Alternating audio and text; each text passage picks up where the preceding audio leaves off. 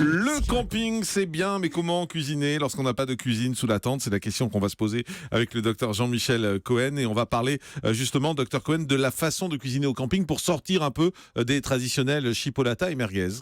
Oui, en fait, on oublie que manger froid n'a aucune espèce de problème, ne pose aucun problème par rapport à manger chaud. Ah bon? Et le camping, c'est particulièrement le moment où on peut utiliser ce genre de choses. Je donne un exemple simple, c'est le gazpacho. C'est la soupe froide par excellence. Elle peut se décliner avec 1000 autres légumes. On peut faire des soupes de pois cassés froides, on peut faire des soupes de concombres froides.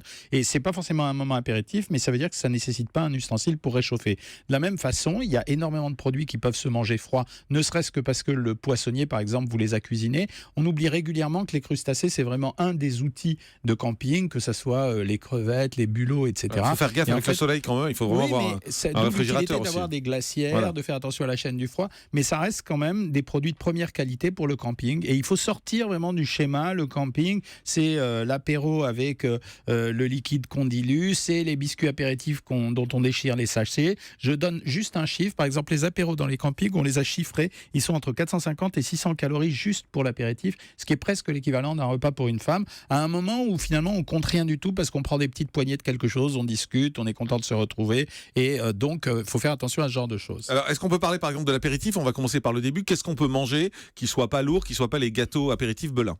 Non, alors. Voilà, ils sont contents. Mais non, mais c'est vrai, c'est super bon en même temps. Moi, j'ouvre un paquet, je mange tout, quoi. Oui, c'est une horreur. Toutes les marques comme ça, c'est. Mais non, les triangolini, mais c'est une tuerie. Vous avez oui, c'est vrai. Moi, c'est les curling curse.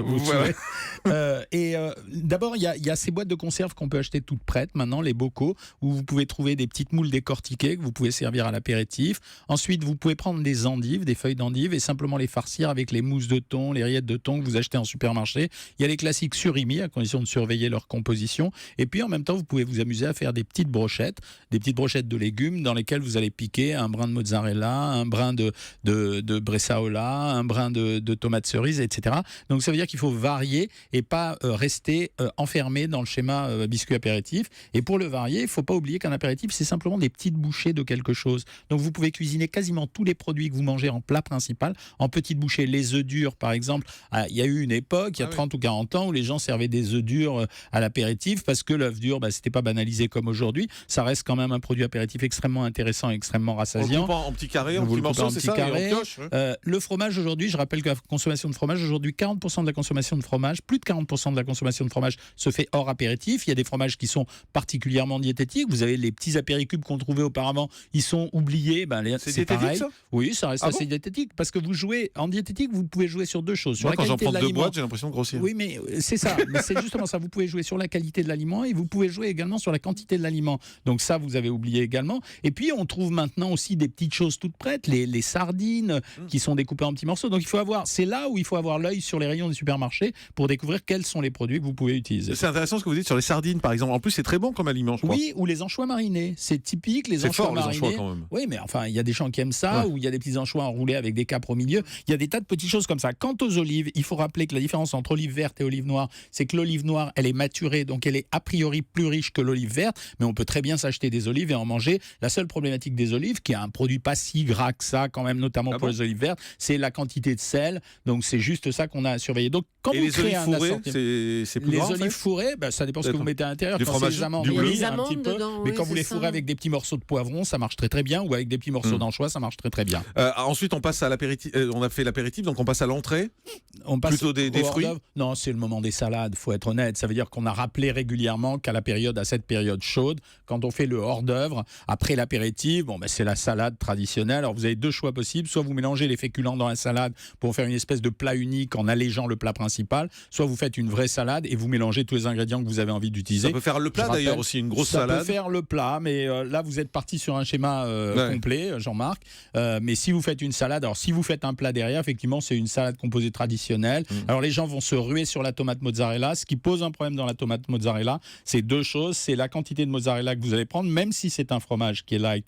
Vous avez rapidement tendance à en prendre une quantité très très importante. Et deuxièmement, c'est l'huile d'olive, parce que c'est jamais si bon que quand on met de l'huile d'olive. J'en profite pour dire que le vinaigre balsamique ne pose aucun problème, même s'il est sucré. Donc vous pouvez l'utiliser comme vous voulez. Alors le barbecue, qu'est-ce qu'on met sur le barbecue? Il y en a marre de mettre en permanence toujours la saucisse traditionnelle. Je rappelle que les saucisses sont des produits extrêmement gras, que la qualité de ces produits n'est pas du tout au rendez-vous en général. On appelle ça les poubelles du boucher. Donc c'est pas seulement ça qu'on doit mettre. Alors en fait, il y a les viandes qui se prêtent bien. C'est violent la poubelle du boucher. Non, c'est un peu parce qu'en vrai, fait le boucher met tous les déchets dedans. Il met pas des déchets, il met les morceaux de viande qu'il n'a pas vendus pour vendre de la bonne qualité de viande. Et en plus, une saucisse, si elle n'est pas grasse, elle va rapidement se dessécher. Les gens sont persuadés qu'en les perçant, ils les rendent moins gras. C'est une grosse erreur. Vous enlevez quasiment rien du tout, donc ça sert à rien. Ça fait pas couler l'huile, le gras? Non, mais de façon tout à fait insignifiante.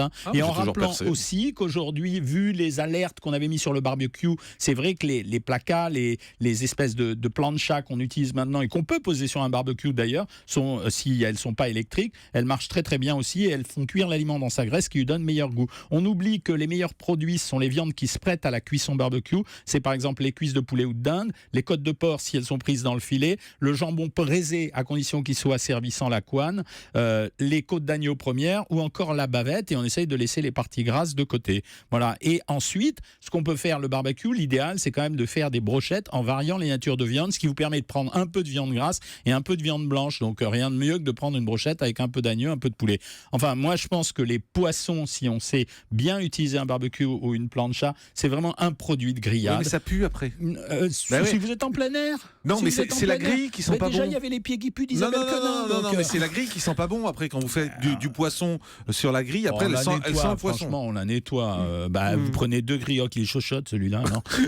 On est au camping, on va laver sa grille après dans l'évier là-bas. Déjà, vous êtes à poil, mettez à poil la grille. Et on est dehors. Pas de saucisse, vous avez dit. Et après, ce qu'il faut utiliser beaucoup à cette période de l'année sur ces grillades qui n'auraient aucun goût si elles sont grillées, parce que la viande grillée, elle n'a pas beaucoup de goût en réalité, elle se dessèche, elle perd de sa saveur, c'est d'utiliser les épices et les aromates. Et c'est le moment d'avoir l'astuce de mettre coriandre, menthe, persil, ciboulette, cumin, safran, etc. sur vos grillades pour essayer de donner une tonalité soleil et on peut à faire l'alimentation. des légumes également. Et on peut faire des légumes, mais sauf que les légumes c'est en brochette, vous pouvez faire du chou-fleur, vous pouvez faire à peu près tous les légumes. La tomate s'y prête aussi à condition de ne pas la cuire trop, mais le meilleur au barbecue c'est mettre quand même la pomme de terre en robe des champs à l'intérieur des braises et la sortir. Moi, je fais ça. Et en rappelant que cette pomme de terre n'est pas très calorique, c'est 90 à 100 calories pour 100 grammes. Ah bah c'est bien ça alors. Mais non, mais vous allez mettre de la crème fraîche dessus. Je mets rien dessus. Je mets rien dessus, je la prends comme Jure. ça. Ah oui, promis. D'accord. Je mets rien dessus. Et simplement, comme je mange plus de viande en ce moment, je sais pas quoi faire moi au barbecue. Et le poisson, donc sardines, filets de rouget, gambas, pour les plus riches, les crustacés nobles comme homard ou langouste. Ah ouais, ça, oui. Isabelle Quenin. Entre le barbecue et la plancha, on choisit quoi? Moi, aujourd'hui, je préférais la plancha pour une double raison. La première raison, c'est qu'un aliment qui cuit dans sa matière grasse et dans son jus de cuisson, parce que ça relâche de l'huile et ça relâche de l'eau, donc ça va conserver la saveur. Ça, c'est la première raison. Et la deuxième raison, c'est parce que le barbecue, en général, c'est quand même un produit sur lequel on a un peu de méfiance, parce que les gens ne savent pas cuire au barbecue en mettant très longtemps, parce qu'en fait, il faudrait mettre la grille haute. Et donc, la plancha, elle se prête particulièrement. C'est une poêle, la plancha, quoi.